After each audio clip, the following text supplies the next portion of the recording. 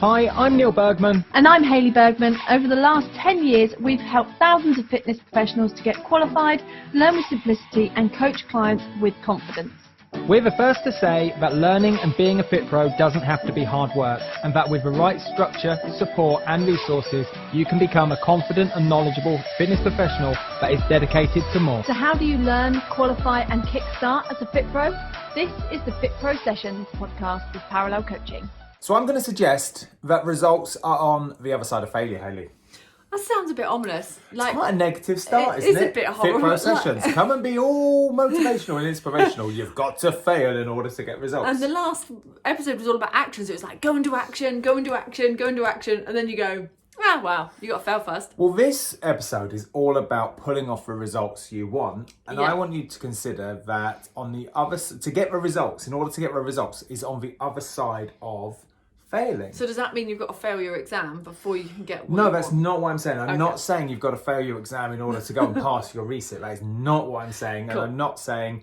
And what I am saying is you've got to allow yourself to consider that failing is part of a process. Nice. Okay, yeah, that makes loads more So sense. we're going to talk specifically in this episode, as the last three, around revision and kickstarting and progressing as a FITPRO. Yeah, it's kind of like double-edged sword. Completely. So if this is your first dose of FITPRO sessions, Neil and Hayley. Hello. Parallel coaching. Hello. At the beginning of the year, the first Thursday of January, we talked about getting focused and kind of putting that fire in your belly and getting that Season 6, episode 1. Yeah, getting that real end in mind focus. Yeah, like we called it your big, hairy, audacious goal, your B-hack. And then a week later, week 2, episode 2, we talked about it. plan. So we planned what it is you had to do to go and get that thing you were focused on. And then the following week, last week, was all about Action! was the specific steps, and I think we gave 4 approaches to that from memory. Okay, and this week we're saying, what I'm saying is the other side of that action. Oh, it was 3 steps. 3 it was steps. a map. There we go. It was a map. Of course it was.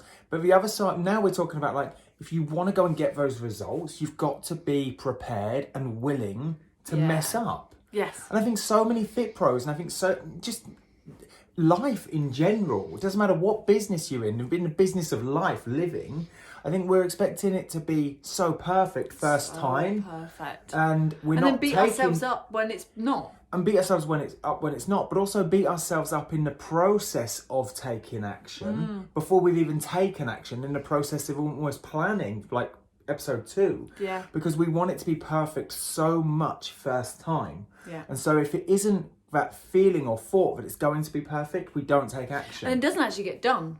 So like they want all this perfection. Well, you've got to take action in order to get it done anyway. Yeah, exactly. Yeah? So this reminds me of like, I listened to something the other day, and I thought about, if I was going to write a book, okay, you've got to put words on paper in order to edit those words. Yes. Yet so many people go, I'd really love to write a book, or really love to write a blog, or put a post out on social media, but they look at a blank cursor. And so there's no words that come out, and they go, I've got writer's block. Yeah. Or I don't know what to think about, or write about, or I haven't got any ideas, or what could the headline be? And so they don't write anything. But you've got to write something in order for them to be an edit. Yeah, so that you've got like a template to follow. You've got something Not only a template, that you've written. Yeah, you could have gibberish. You could have loads of like random I remember sentences. my first draft of so many essays at uni. It was literally like a case of they made no sense, but at least it gave you something to work on for the first bit. So maybe school does teach us something. Yeah, Do you know what I mean? Like the first, if you think about, I don't know, a GCSE, year 10, for example, that might be their first real experience of writing an essay with a very deliberate and planned outcome of this is going to be marked, this is going to be graded, and this grade allows you to progress in certain educational routes. So in year 9, year 10, the first time you write it, you're like, where do I begin? And then you hand it in and you get it back and you're like, it's scribbled. I remember it being scribbled to pieces. Red pen everywhere. Yeah. but and arrows going, but put this bit lower. But for memory, no one in the class was beating themselves up Yeah, it's just part of the process. It was part of the process. And then you had like another week to do another draft and you handed it back in. And there was plenty of weeks. It's almost like the teachers had planned it, do you know what I mean? Enough weeks of little mini failures that kind of got you to the point of saying, this is something that I will pass. And then if we fast forward, I remember at uni, there would be the kind of like, this is the first, I think at uni you could have 2 drafts. So you could hand it in. Yeah, I remember doing that. Okay, and then you got feedback, and then the second draft you handed in, that was almost like your final one. Or maybe it was your first draft, second draft, final one. Yeah. Either way, I went to a writing fellow. You did, so didn't you? Because You I generally couldn't read or write properly. That was probably one of the biggest things you did. Massively, and I spoke about this in a previous FITPRO session, but that allowed me to kind of like every week, there's my next draft, there's my next draft, there's my next draft. And I was willing to go back in every week and know that I'd messed up. Because that allows you to had improve. misinterpreted the last week's feedback more to the point. Well, if you think about your standard of your first draft, if you handed that in as your final, then it wouldn't have got the result that you wanted by the end of it. But being able to do a draft where you expect a draft to be scribbled all over, you expect things to move around, and you expect to have to make changes, just the idea of it being a draft means it's not perfect. Yes. So I was speaking to a lady the other day on the phone about her revision. She's been doing it all via reading. She's called Linda, and she was literally like looking through all of her book, trying to like work it all out. But I was like, so how far through have you got? She's like, just the heart. I was like, okay, cool. So she's like, it's just the first section. I've gone through it. I was like, so how long have you been revising for? She's like, I've been revising for 8 weeks. I was like, okay, cool. So she's just been doing the heart for 8 weeks solidly. And this story is so familiar, by the way. So familiar. She was like, I just want to perfect the heart. Once I've got the heart, I'll move on to the muscles. And I was like, okay, cool. So we need to rejig how you do this, because actually, how you're learning is probably not working if it's taken 8 weeks to get through the heart. If you think there's 8 modules in your level 2 A and P and 8 modules in your level 3 A and P, let's just take, and this is what I love about Linda's story, is actually Linda has progressed radically in such a short space of time, and I'm sure she won't mind us talking about it. But if it took 8 weeks to do the first module, and then 8 weeks to do every other module after that, okay, it would take 8, 16, 22, 64 weeks. Which is more than a year. More than a year to go through the entire content. Now, I want you to consider that actually you could do all of that in under 8 hours. And also the problem with that revision bootcamp is if it took that long 8 weeks to do one of them, by the time you get to the end, I don't know about you guys, but something I learned a year ago, I would have forgotten. Something I learned a week ago, I've forgotten. Do you know what I mean? Yeah. So actually there's a big downfall there as completely. an overall strategy, rather than almost seeing like, I'm going to do first draft of this. Yeah. And you go, right, I'm going to learn it all 60%. I'm just going to try and see if I can absorb 60% of it and go through it all inside the 8 weeks for all of it. And then you can go back. But at least it wasn't ages ago that you did it. I think it's just this thought and feeling of emotion that it's got to be perfect. And I would really like to know, when did the teeter-totter kind of tip over to being, I want it to be perfect first time? Yeah. Because as a kid, we know that we're going to fail and mess up multiple times to get something right. Well, it's the classic of walking, isn't it? So Learning how to walk, you fall over loads. Yeah, but parents don't go, oh, you were rubbish at that, stop trying. You know, parents don't just go, do you know what, little Tommy, you weren't very good at You'll that crawl walking. forever. You're going to crawl forever. In fact, don't ever try again. They go, just get back up. They don't even acknowledge the fact that you failed. They're like, yes, he stood up. Tommy stood up. And then it's like, he took one step, and we're so excited. And then he fell on his nose, and we all laugh. Yeah, and we're like, don't worry, you'll be better next time. At least you got, and it's all positive. And then, so then little Tommy grows up and it's like, I fell off my bike. It's like, but at least you balanced. Nice. And it's like, at least you got 2 meters down the road. Yeah, and then, perfect. Tying up the shoes. It doesn't matter. At least you got the first part. Yeah. Do you know what I mean? Everything. And then as a when kid, did it change? At what point during kind of early adulthood did we go, do you know what, it's got to be perfect first time? If it's not perfect first time, then it's doomsday. Yeah, then I'm rubbish. I'm officially horrendous at this, and I should never try again. Completely. And it And you end up branding to, yourself, like you full on label on your head of like, I'm rubbish at this. I'm not good enough. I'm an imposter. I'm fraudulent. I'm never going to know enough. I can't do exams. I can't learn. I can't revise. I'm not academic. I can't do it. But also, like, I had another conversation. I won't mention who, because I haven't got permission for that. But what I will say is, like, there's a lot of people out there, and I had a conversation with a lady the other day that isn't taking action because she wants her knowledge to be perfect from what she has already learned and been qualified in. Does that make sense? Yes, so she's not taking action in her business. No, so this person has passed everything. Right. Is ready to go. So she's met the criteria. Not just met the criteria, did incredibly well at the criteria. Yeah. Okay. And now isn't taking action as progressing as a FITPRO to kind of work with clients and get moving, which is, I suppose, episode 1 of how that fire in the belly of wanting to help more people. Yeah. Because there's this feeling or thoughts that her knowledge isn't perfect enough. So she's going back and recapping on all of the areas until, I suppose, one day she's like, I know everything. Enough.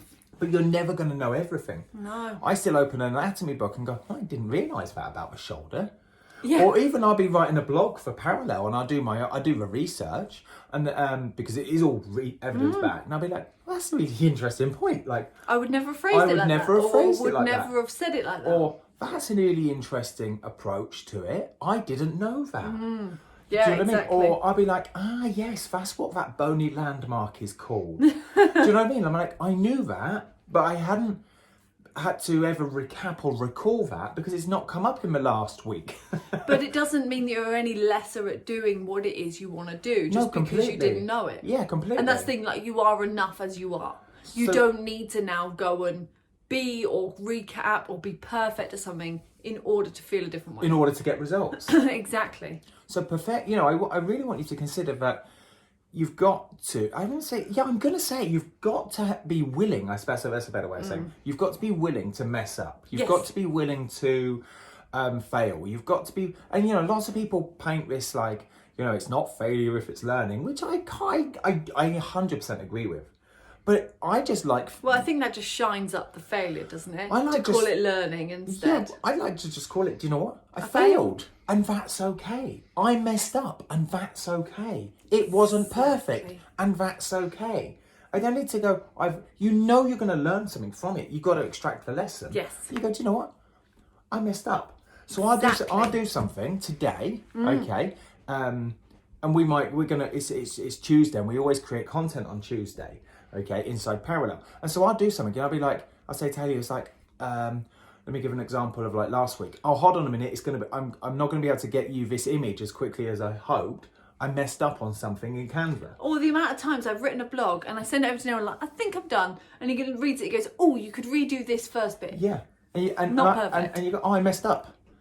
And you go, cool. Next time, the learning would be like, I'm not gonna like slip up in the same areas, but we do. Yeah. And you go, do you know what? I messed up, and that's okay.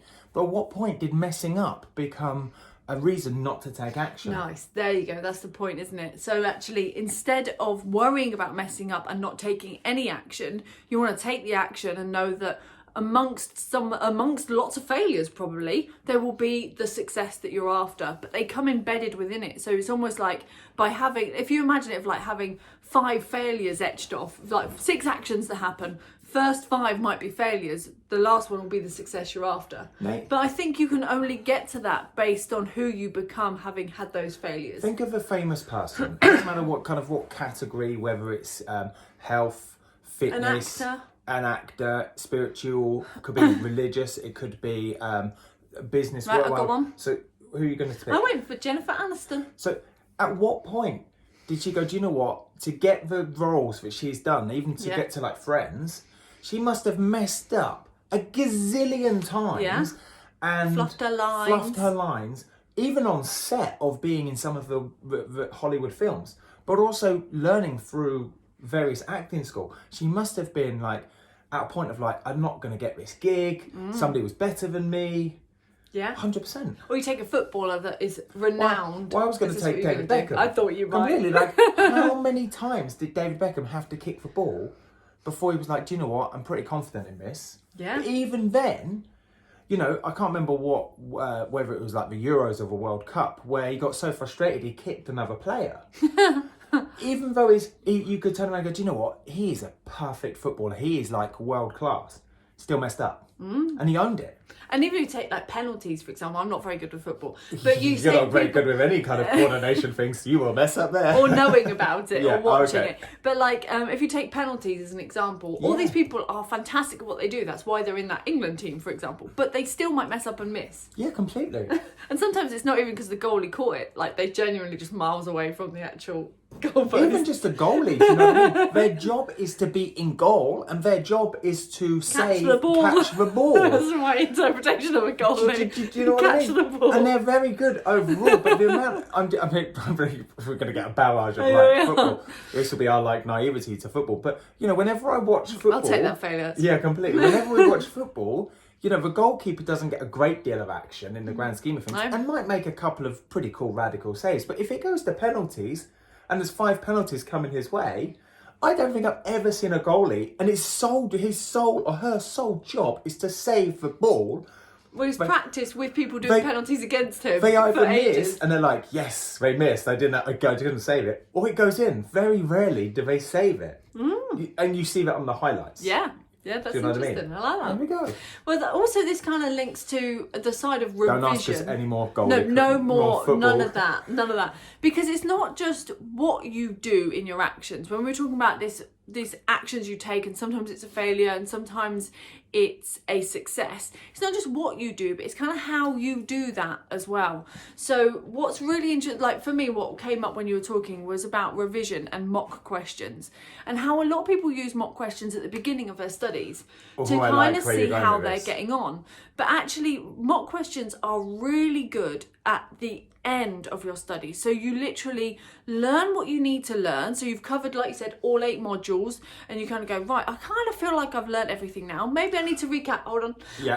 But I kind of feel like I've learned everything. And then you do your mock questions, and then you, rather than just going, oh, I failed at like half of those, I'm rubbish, I'm going to leave it. You use that information of what it is you failed on the questions you failed on, the wording that you failed on, the knowledge that you failed on, so you can go and improve it. So I'm gonna take this on a bit of a tangent now and say that the fitness industry education is broken. So when I got into so I'm gonna go off on a bit of a rant, okay? Okay, rant. When I got into I did education at uni. Yeah. Okay, so I've been in education since 2002, 2003. Okay, when I joined the fitness industry education and got involved with educating in fitness, okay, my mentors had done education as further education. Yeah. So they were qualified teachers, okay? And anybody as a kind of a prerequisite going into that had to have an educational path background. Yeah. And so if I remember various names, I use Bob Hope as my mentor because he's already been on the FITPRO sessions. Yeah. But I could recall a number of people, Keith Smith, Tim Shaw, Caroline Newton. There was loads of people I could reel off. Yeah. Annie, Jackie Hobbs, amazing educators. Yeah. Every one of them would say to other learners, and as they brought me under their wing, would be like, mock questions are the last thing to deploy.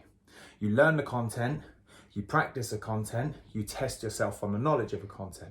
Now, here's where I think the fitness industry is broken, because over the last number of years, what I've noticed is a big influx of, and maybe this triggers some people, okay, and I'm cool with that, because I'm here to, that's my flag in the sand. I got passionate. I mean, I'm going back to focus, my big, hairy, audacious goal, which is about cleaning up this industry and adding knowledge, confidence into it, yeah?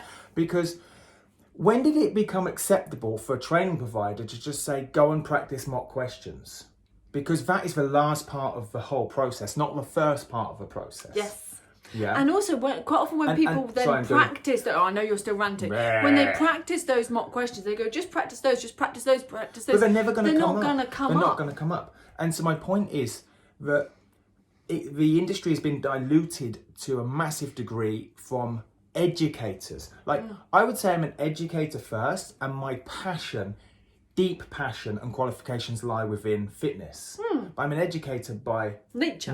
I'm an educator because that's what I imagine myself to do all the way through education and uni. I'd say you're a PT by trade and an educator by nature. Yeah, completely. And the same with you. Your entire family come from an educating background of schools. Yeah, teachers.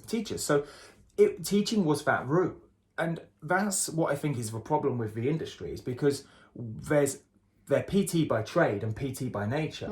Okay, that doesn't mean that because you understand the body of not even that, I'm going to go as far as say just because you understand and you've trained a number of clients isn't the prerequisite to go, well, to go and teach that. Because actually, yes, the end result is to go and train clients, but actually the end result in training clients is being very knowledgeable in anatomy and physiology and being very knowledgeable in how to force an adaptation in anatomy and force an adaptation in physiology to get a result through planning, smart planning. So anatomy, physiology, knowledge, confidence, understanding, linked to planning, links to a formidable result in the client. Yes. But at what point do we go, do you know what? It's just a hoop to jump through. It doesn't matter. You're not ever going to use this again. Just go and practice and use some mock questions. No, sorry. I'm sorry. It doesn't work like that. And what I do like about mock questions, because they do serve a really good purpose in the right place. And what I know you're going off on about, and I keep pulling you back. No, I'm going to say I feel like I've ranted now. Okay, it's out of my system. Good. Rant over. Rant over. Cool, lovely. So with the mock questions, we need a segue back to the title. We were going to go without that. But yeah, with the mock questions, they serve a really good purpose because they test where you're at and they can show where it is you're failing. So the nice thing is to use that failure as the learning curve. Perfect. And we put this in after the content inside our revision boot camps because you learn all the content the best you can, but not perfective. It's not about perfection. It's about learning the best you can and then seeing what you remembered as you kind of go forward. You've got all the strategies in place. You don't do the mock questions. Now this will highlight a couple of things. One, which knowledge topics are you struggling with? Did most of them come out as problems with muscles, or most of them come out as problems with energy systems? Is there a trend? And then is there any other trends about wording? So do you look at some of the words and go, that's actually a really wordy question. No wonder I got that one wrong. Or I didn't really understand what they were asking. I guessed it. So you look back on the trends of the things you got wrong and saw whether it was a wording issue, I didn't know the knowledge issue, or I read it too quickly I made a mistake issue. So what you're saying is, in the process of learning, we've got to be willing to fail.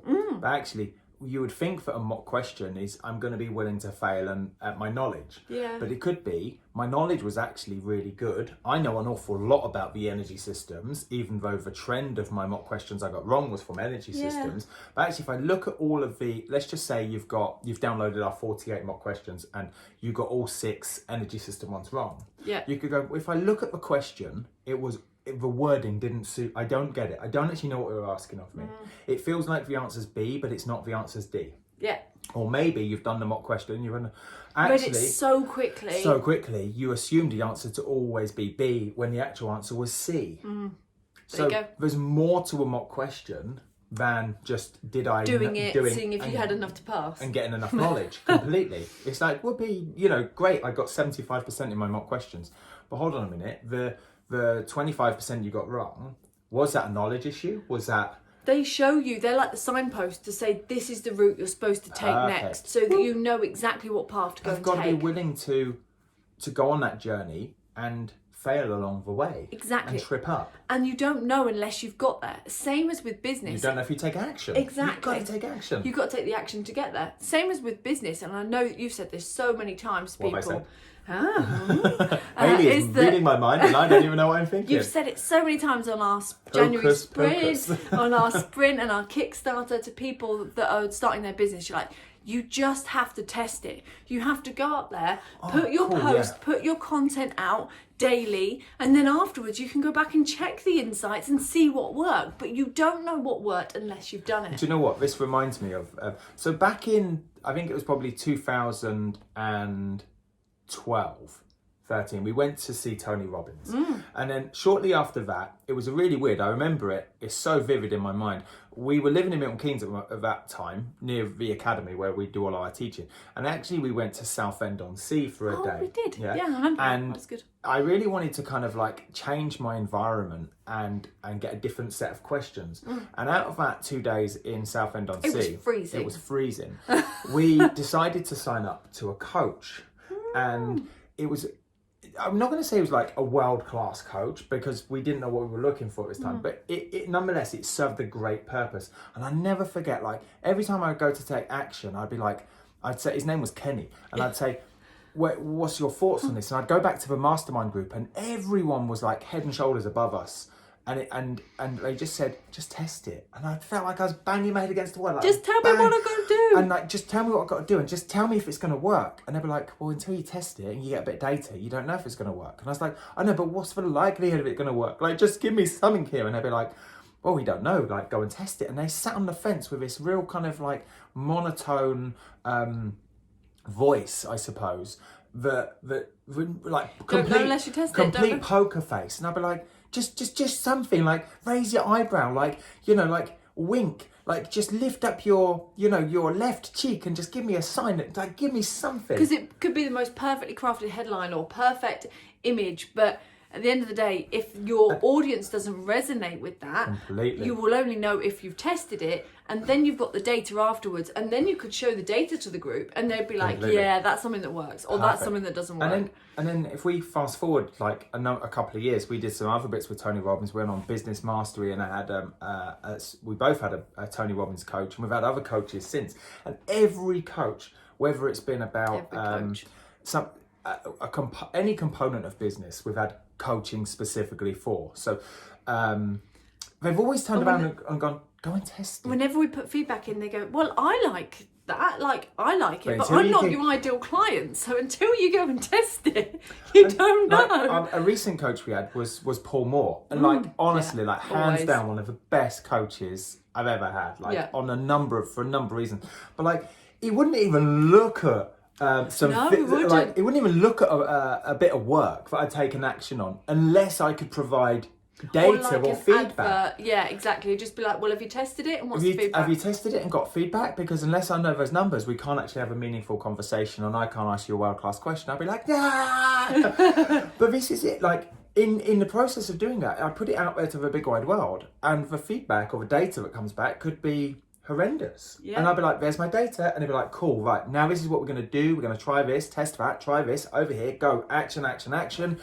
results come in, and it didn't work. And you're like, but I'm going to be honest, like I've felt previously like low following some bad feedback or data, or something comes back, you're like, it didn't work. You're like, I put so much time and energy and effort into that. I'm rubbish at this, I can't do it. And you can beat yourself up. Now I'm like, I just want to fail fast. Yeah, faster you fail. Faster you fail, because if I can do what I consider to be the best version of me, it will only ever be perfect. If I put all of me into this task, it's only ever going to be perfect. Yeah. So it's that failing fast to get to success. But then I put it out there, and I'm like, that was a home run, or that didn't work, and I'm like, cool. Whether why do we put the home run result on a pedestal and say that was perfect? Yes. Do you know what I mean? Like, just scored the penalty. Yeah. Just got a hole in one. Yeah. Yeah. If we don't take action because we're afraid it's not going to be perfect, and we put it out there anyway and it doesn't work, why do we beat ourselves up? Why does it have to be like complete polar opposites of like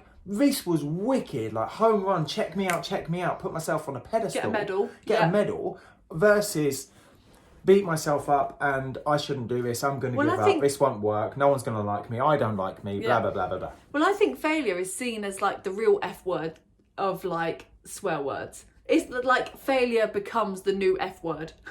Like it's literally the swear word. Failure. Exactly. Like people are like, God, I don't want to fail. So much that it's like this repulsive, big negative thing. Like you said, whereas success is like up on a pedestal. But in reality, the two are needed in order to get there. They're not binary. They're not actually every opposite. Bicep there's a tricep. Hey! But they're not actually opposite. No. They're actually all part of the same thing. Completely. You can only have one with the... And I think back to even if you look at training and what happens with muscles when you train... You have to fail in the gym. You have to fail. It's like the best metaphor in the world. Why didn't we start with that? Considering it's a fitness podcast, it would have been good. It would have. But, you still need it. And what I find really fascinating is that this applies across to everything. So it applies across to your working out and your training. It applies across to even how you eat and consume your nutrition. It applies to your learning. It applies to your fitness business. It applies to how you're training clients. So whenever you feel a little bit low or down on yourself because it's not going how you wanted to, or you've not got what you deem to be successful, You just know that you're a few more failures away from where you wanted to be. So is that like, how can I fail faster? How do I fail faster and take those few little trials to get to where I want to? There's this really cool thing called I think it's called the Super Mario Kart effect. So you're going to have to bear with me here. It's a study. Haley's like, okay, here we go. Here we go, Mario. I don't know the Mario theme tune. No, I don't know. But if it was in my head, I'd be singing it all day. I know that much. But there's various studies around this. So imagine a group that are going to be tested on something. Right. And every time they get it wrong, let's just say they start off with 200 points, and every time they get it wrong, they're deducted 5 points. Okay. Right. So if you get it wrong, and these points don't mean anything. This is like when you go into like a deadly mushroom in Super Mario Kart, yeah, completely. Right? But you're you've played Super Mario before. But you start off with 200 points, but every time, and these points don't mean anything. They're not attributed to anything real. Okay. Yeah. Okay. So it's just your own mindset around competition. Okay. Okay. Right. So you've got 200 points, but every time you get something wrong or you fail, you're deducted 5 points. How'd it go? Okay. But there's another. Sort of downwards in pitch. Okay, have I got it now? Yeah, there you go, okay. cool. But take another group that they start off with 200 points, okay, and every time they do something wrong, they don't get deducted. Okay. And every time they do something right, they get 5 points added. Right. Okay. This group from the Super Mario Kart effect, the second group, when they get something wrong, they were, I think, statistically 2.5 times more likely to take more action. Oh, okay, cool. Versus the group that every time they were deducted points and failed, okay, because they wanted to keep going. They were like, actually, it's safer to not take action in fear of failing. Great. So one group would take it wouldn't matter if they say jumped over like, you know, the cliffs or the little gaps in Super Mario to try and get over. Because if they failed, it didn't matter that their points stayed the same. Completely. But if they got to the other side, they would get more points. So that's cool. So I'm going to put like a nice tedious link in here is when life, I think, is very much the first group. Does that make sense? Yeah, so you fail and then it feels... Yeah, completely. But what the end result of the first group would be, it was linked in this study to a graded exam. Okay. It was actually linked to something. So in fear of failing, in fear of referring, less action was taken. So you hold back. You hold back. Stay safe. And I think this is what a lot of people do in terms of their study, in terms of kickstarting. So they don't want to lose any more points. So instead, you just don't do anything. Completely. So you want to keep all the points you've got. Yes. Yeah, completely. Whereas, imagine for a second if we just flipped this on its head and thought, do you know what? If I take as much action in my revision, as much action as a FITPRO to progress and kickstart as a FITPRO, okay, there's nothing to lose here. No. There's nothing to lose. It never goes do-do-dum. Nothing to lose in practicing, okay? But there might be something to lose in the longer run. Yeah. But you've got to take action. And then all you can get is a ping, ping, So I know ping, I've changed this study a little bit, but I'm just like putting it out there. Well, it works because if you don't take any action ever, although you might feel very safe... You've still failed. You've still failed because you're not any further forward. You're not any further forward. And you're actually just kind of hiding. You've got episode 1 of season 6, this big flaming, big, hairy, audacious goal. But you're nowhere near it. But you've got a big inferno inside you, but it's not actually Which I think feels worse. Yeah. Whereas actually, what I like about what you said about if you take a step forward and you fail, but you don't have any points deducted in your, then by not having those points deducted, it's like if there was no points at all. Hold on. Like for me, this feels like saying, well, it's okay because when you fail, you don't have to link that in your head to mean that you're a failure. So you just don't let it deduct your own points. Completely. So it means that you can continue failing and failing and failing. But as long as you don't let it affect your mindset and let it deduct your own points, then as you progress, you actually progress and you get closer to achieving that burning inferno. But as you progress and you don't deduct your own points, because no one's deducting these points from you, you're doing it. It's your choice to respond that way, right? Completely. So you're only actually going to get better. The more you do it, the more you practice. You know, repetition is the mother of all skills, what Tony Robbins said. Mm-hmm. So if I keep practicing and get lots of repetition, lots of reps, just like in the gym, if I go and do reps on a Monday on my legs, reps on a Wednesday on my legs, and we do that on a Friday, and we keep doing that for 3 or 4 weeks, my legs will grow. which means my confidence goes up, my knowledge goes up, which means the likelihood of me pulling off the result I'm after goes up. Yeah, that's interesting. I like that. Yeah, if I was stayed in what I consider to be a big social norm in society, certainly within all... Not letting you get to that failure And every point. time we do fail, we deduct 5 points from our metaphorical, is that the right word? Arbitrary number from our brain. Our head. And Mental number. we beat ourselves up and we go, do you know what? I don't really want to experience another 5 points. I don't want to have another battering. I don't want to experience those thoughts again. I don't want to have that thought of it's not perfect again. So you go, well, I'll actually stay on this point I'm already on. I'm not going to beat myself up anymore, but consequently, I'm not going to take any more action, because if I take action and I do fail, I'm going to be at 190 instead of 195. And I think they're the people that say that they are stuck. They're the people that say, I can't get started. I don't know where to start. I feel overwhelmed. I feel stressed. I feel anxious, because everything is still... I'm tackling all of yesterday's tasks today. I'm tackling all of last week's tasks today. I feel like everything's I never get still so in the future. It's not happened now, so you're not taking the action now. Or you're dragging the past, and you're like, come on. You're like this big kind of like big rope, and at the end of this rope is a big mesh bag and net, and you're like pulling all of last week's tasks. You're like, I've got to do all of this in order to get myself ahead. Whereas actually, even if you took imperfect action and you were like, cool, I've done action, it's done. See, I'm going to call you out again. I've had thoughts around this imperfect action. It's not imperfect action. I've completely done a U-turn. So it's perfect for what it is. It's perfect for you right now. Nice. Like, okay, but they don't need to sit there and make it something like this massive ordeal. Because you're deducting points again by saying, I'm going to take imperfect. Because you could have different levels of imperfect action. You go, well, some so rubbish it doesn't even serve a purpose. Well, you could turn around and go, I took action, it was imperfect action, and it was only a 5-minute token gesture. So it's just a process. It's just a process. I want you to be all in.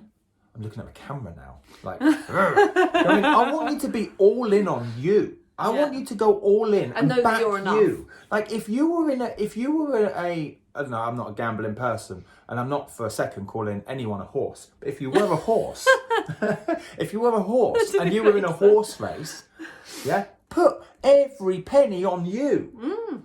Don't look at the competition. Get in the pen. Get in lane. Get in lane. Stay in your lane, and bam, like back you. Go all in on you. Take 100% best version action of you right now with what you know, and don't call it imperfect action, because it wasn't imperfect. It was perfect for you right now. Nice. So, and changing how you do it to be the most perfect you imagine can be now for if you. like I didn't show up. I didn't back me in this FITPRO session recording this, and I put it out to the big wide world. I'm like, yeah, I just took imperfect action, but at least I got it up there, and it becomes a process as opposed to like, bam, I'm passionate about this. I'm all in on this. Yes. I'm gonna say it. Whether you like it or not, whether you love it or you go, do you know what, that was rubbish, I'm going to unfollow you. I don't care.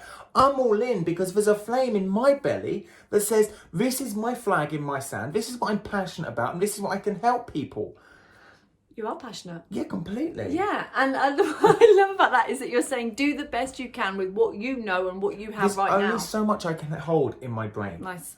I might forget bits. I might not be able to retain everything. I might only be able to recall like certain parts or access parts of my long-term memory and all my short-term. I don't know. But I can only give you what comes out of here. Nice.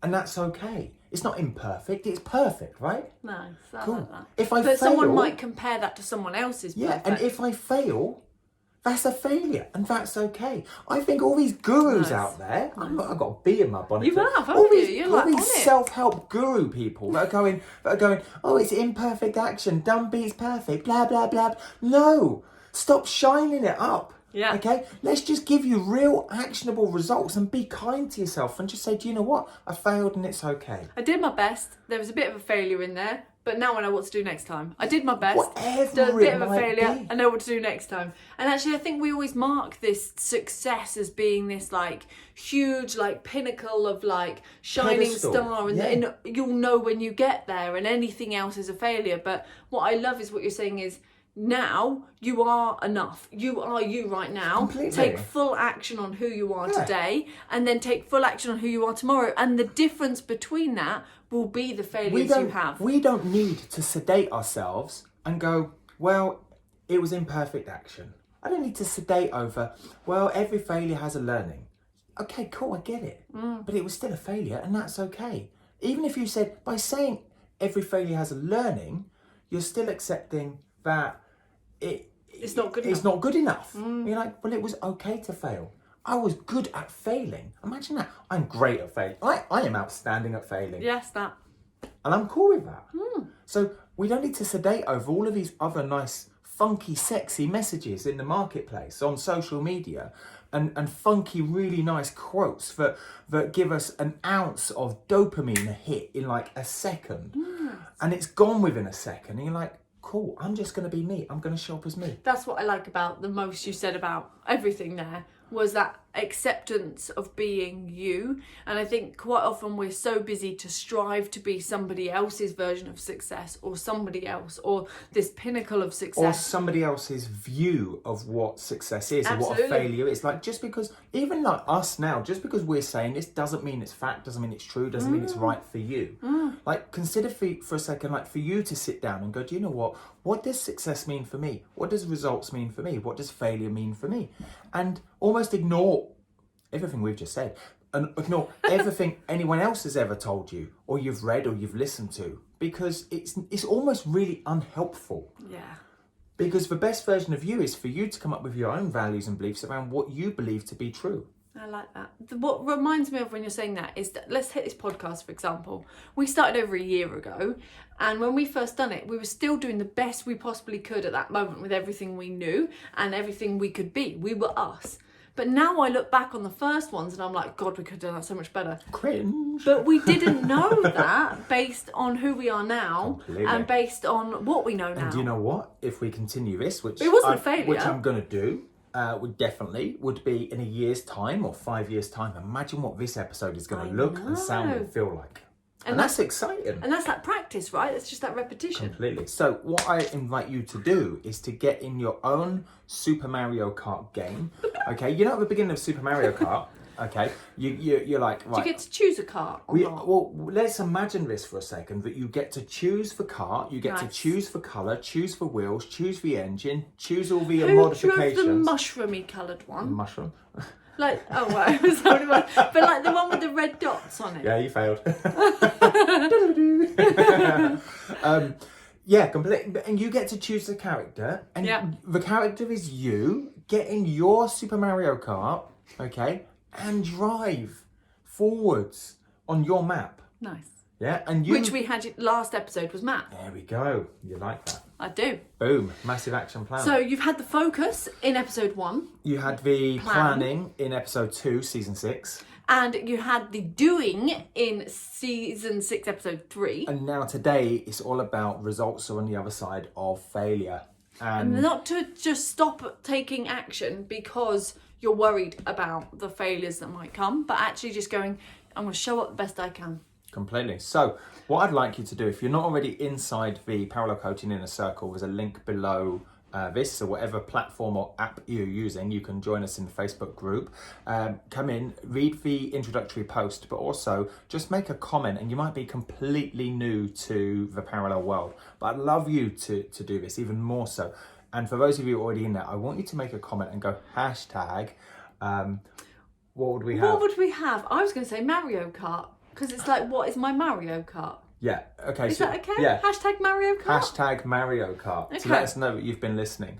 And I really hope today's been like, not just like a motivational, inspirational kick, but also like an ounce of dopamine. Or fail fast, what would be better? Yeah, or go hashtag fail fast. That's probably better than Yeah. Mario Kart. Yeah. Hashtag fail fast. And then let us know what is the thing that you're going to be willing to fail fast on, Completely. even though you're going in with all of you. I suppose just let us know what your takeaway has been, because it's all very well listening to us, and I love the fact that literally thousands of people every week do download and listen. But what I love most is reading the number of emails and messages and Facebook updates and like social media updates where people have taken action, or they've messaged us and they've gone, this was my big takeaway. I've recognised what I've put myself on this pedestal of perfection over here, and I'm not allowing myself to take. And we get your distinctions like that. That fuels me even more. Yes. Yeah, because that's your successes are our successes. Completely. Nice. So yeah, go ahead, drop that comment. And if you're watching on YouTube, then make sure you hit subscribe because season 7 is coming out next week. Whoop, whoop. And obviously on any podcast app, if you can subscribe or leave a review, certainly in iTunes, that'd be much appreciated because it's you guys that push and force this forwards. Whatever the podcast that is. This thing. The podcast. Yeah, completely. Cool. I really hope you've enjoyed season 6. I've enjoyed season 6. I think this season 6 works incredibly well with season 2. So season 2 was FITPRO Beginnings. And again, it was a 4-part series about starting with the end in mind. We looked at common questions. Common questions. So if you're new to fitness, there's like 30 plus odd even questions. 25. Or whatever it is. Isn't it? I don't know. Common questions like, where do I get my insurance from? Do I need a website? What do I need to rent? Loads of questions. And then we looked at all of the internal barriers you have to taking action in kickstarting. And then in the final episode of season 2, episode 4, we talked about 4 principles to kickstarting. Yes, we did. And I think those 4, with now this 4 around like the New Year focus, planning, action, and now results, I think create a really nice 8-part series. Yeah, be perfect. So if you're thinking about joining the fitness industry, I would recommend spend some time, season 2 and go back through season 6. Okay, and if you're kind of just on that verge of qualifying and kickstarting, go and recap those because there's so much knowledge and guidance in there. It's not just about listening and going, "Oh, it was great. I was doing the washing up, or I went for a walk and it was really nice to listen to." It's actually about taking some formidable notes, and we ask you some world-class questions, and I genuinely want you to take action upon those questions because on the other side of action you're allowed to fail, and when you fail you practice, and when you practice some more, you get closer to the result you want. And that's all I want for you, is to have your big hairy audacious goal result. And that is the finale of season 6, episode number 4. I've really enjoyed it. Thanks for joining us. We will see you bright and breezy next week for season 7. See you soon. Bye. Bye. Hi, I'm Neil Bergman. And I'm Hayley Bergman. Over the last 10 years, we've helped thousands of fitness professionals to get qualified, learn with simplicity, and coach clients with confidence. We're the first to say that learning and being a FITPRO doesn't have to be hard work, and that with the right structure, support and resources, you can become a confident and knowledgeable fitness professional that is dedicated to more. So how do you learn, qualify and kickstart as a FITPRO? This is the FITPRO Session Podcast with Parallel Coaching.